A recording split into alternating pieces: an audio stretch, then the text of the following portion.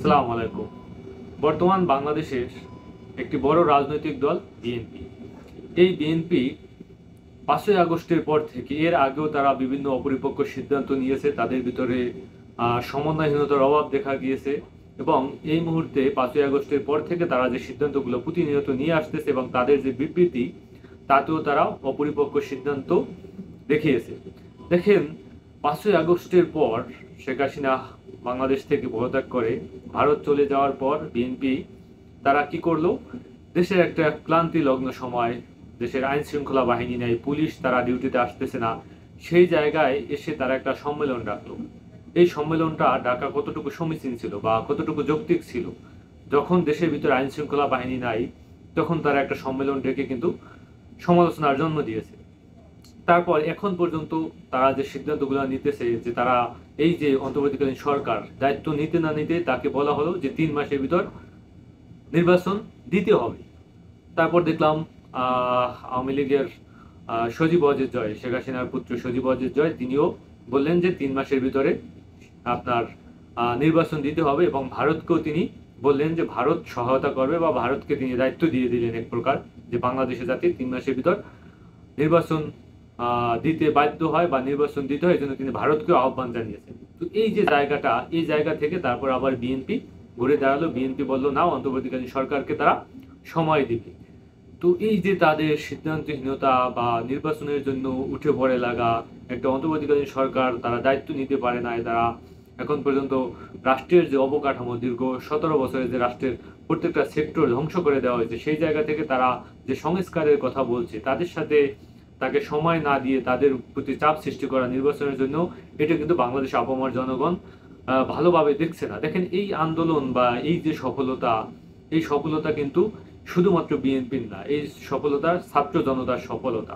BNP বারবার আন্দোলনের ডাক দিয়েছিল, বারবার তারা অসহযোগ আন্দোলনের ডাক দিয়েছে, তারা সরকার পতনের ডাক দিয়েছে, সেই জায়গা থেকে তারা কিন্তু সফল হতে পারে নাই বা বাংলাদেশের যে জনতা, সাধারণ জনগণকে তারা অন্তর্ভুক্ত করতে পারে নাই তাদের আন্দোলনে। কারণ এর আগেও বিএনপি যখন শাসন আমলে ছিল তাদের অনেক নেগেটিভিটি আছে, যার কারণে তারা হয়তো ভাবছে যে যেই বলেন আসলে তাদের শাসন আমল আমরা দেখেছি, তারা ক্ষমতা আসলে যে কি করবে সেটা তারা হয়তো জানে, বা তারা বিএনপি হয়তো ওই রকমের কোনো প্রতিশ্রুতি দিতে পারে নাই সাধারণ জনগণকে, যে তারা তারা রাষ্ট্রকে পুনরুদ্ধার করতে পারলে বা স্বৈরাচারের দমন করতে পারলে, স্বৈরাচারের পতন ঘটাতে পারলে রাষ্ট্র সুন্দরভাবে পরিচালনা করবে, ওইভাবে তারা কিন্তু রোডম্যাপ প্রস্তুত করতে পারে নাই, যার কারণে সাধারণ জনগণ এই আন্দোলনে বিএনপির সাথে শরিক হয় নাই। কিন্তু ছাত্র জনতার বা বৈষম্য বিরোধী ছাত্র আন্দোলনের যে ডাক, সেই ডাকে সাধারণ মানুষ কিন্তু সাড়া দিয়েছে। তার মানে আপনাকে বুঝতে হবে, এই যে বৈষম্য বিরোধী ছাত্র আন্দোলনের সাথে জড়িত, তারা একটা বিশ্বস্ততার জায়গা সৃষ্টি করতে পেরেছে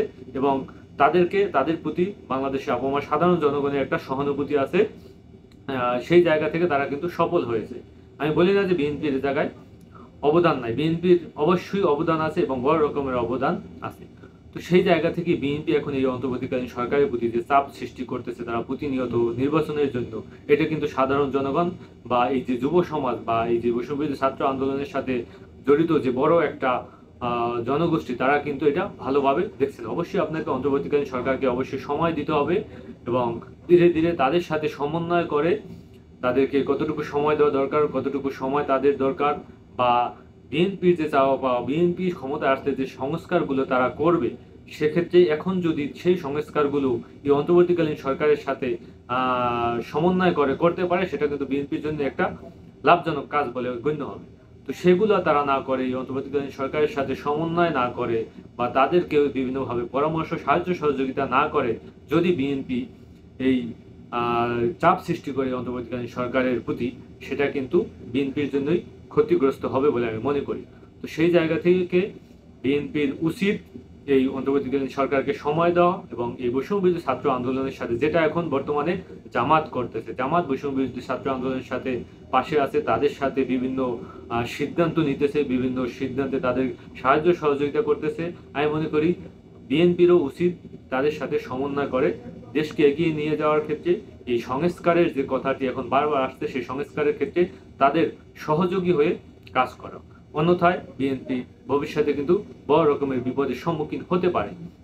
অতি দ্রুত যে নির্বাচনের প্রশ্নটা আসছে, অতি দ্রুত নির্বাচন হলে কি হবে? দেখেন, এইদিকে সজীব ওয়াজেদ জয়ের মুখ থেকে যে অতি দ্রুত নির্বাচন বা 3 মাসের ভিতরে নির্বাচন এবং বিএনপির যে চাওয়া, সেই চাওয়া দুটো কিন্তু প্রাথমিকভাবে এক ছিল।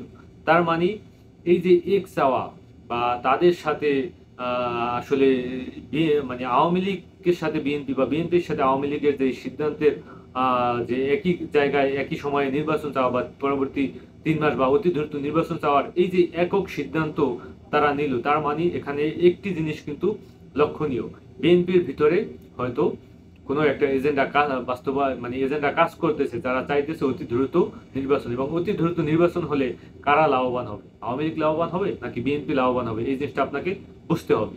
এই জিনিসটা যদি আমরা উদ্ঘাটন করতে পারি তাহলে আমরা বুঝতে পারবো যে আসলেই বিএনপির ভিতরে কি ভাঙন সৃষ্টি হইতেছে কিনা। আপনারা জানেন ইতিমধ্যে বিএনপির দেশনেত্রী যে খালেদা জিয়া, তার কিন্তু চিকিৎসার প্রয়োজন এবং সেই ক্ষেত্রে তিনি বিদেশে চিকিৎসার জন্য যাইতে পারতেছেন না। অন্যদিকে তারেক রহমান তিনিও কিন্তু আসতে পারতেছেন না। এই যে একটা টানাপোড়েনের জায়গা, এই জায়গাটা বিএনপি সমন্বয় না করে বা এই জায়গায় তাদের যে চাওয়া পাওয়া সেই দাবিগুলো উত্থাপন না করে তারা কি করলো, নির্বাচনের জন্য উঠে পড়ে লাগছে।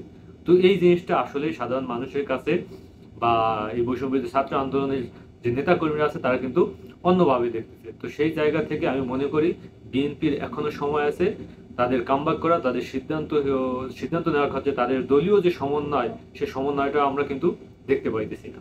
তো সমন্বয় করে সুন্দর সঠিক সিদ্ধান্ত নেওয়া বিএনপির জন্য একটা ডিসিশন, ভালো সিদ্ধান্ত নেওয়ার জন্য বিএনপির কি করণীয়, তাদের দলীয় নেতাকর্মীদের সাথে সমন্বয় বজায় রেখে তাদের দলের যে নেতাকর্মীরা আছে তাদের সাথে সমন্বয় করে আমি মনে করি তাদের সঠিক সিদ্ধান্ত নেওয়া উচিত, সঠিক বিবৃতি দেওয়া উচিত।